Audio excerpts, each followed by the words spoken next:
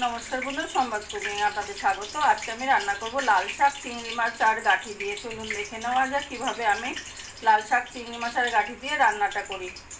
প্রথমে আমি শাকগুলোকে কেটে ধুয়ে পরিষ্কার করে নিয়ে নিয়েছি। চলুন দেখে নেওয়া যাক এবার আমি রান্নাটা কিভাবে করি।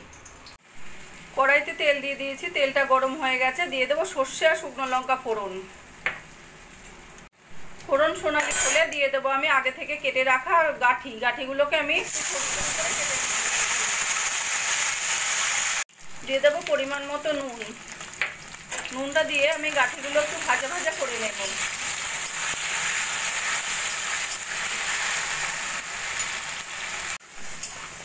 গাঠি কচুগুলোকে ভালো করে খুব সুন্দর সোনালি করে ভেজে নিয়েছি। এবার দিয়ে দেবো আমি আগে থেকে কেটে ধুয়ে রাখা লাল শাক।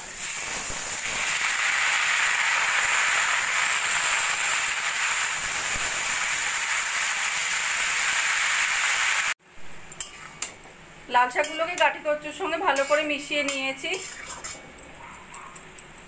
এবার একটা ঢাকা দিয়ে আমি লো ফ্লেমে রান্নাটা করে নেব।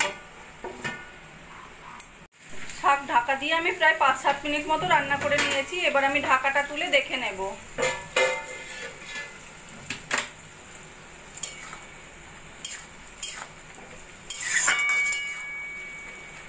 অনেকটাই নরম হয়ে গেছে শাকগুলো,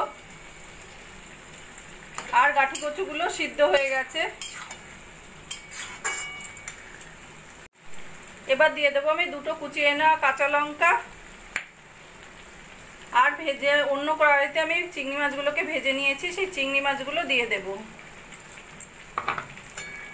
এবার চিংড়ি মাছগুলো ভালো করে তরকারিতে মিশিয়ে নেব।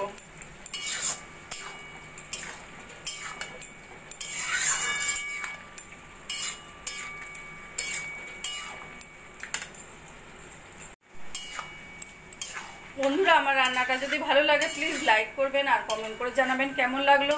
আর আমার চ্যানেলে যদি নতুন হয়ে থাকেন সাবস্ক্রাইব করবেন প্লিজ।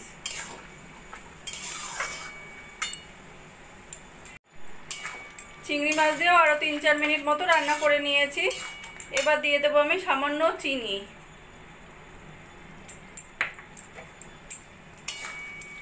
চিনিটা ভালো করে মিশিয়ে নিয়ে তারপরে আমি গ্যাসটা বন্ধ করে দেবো।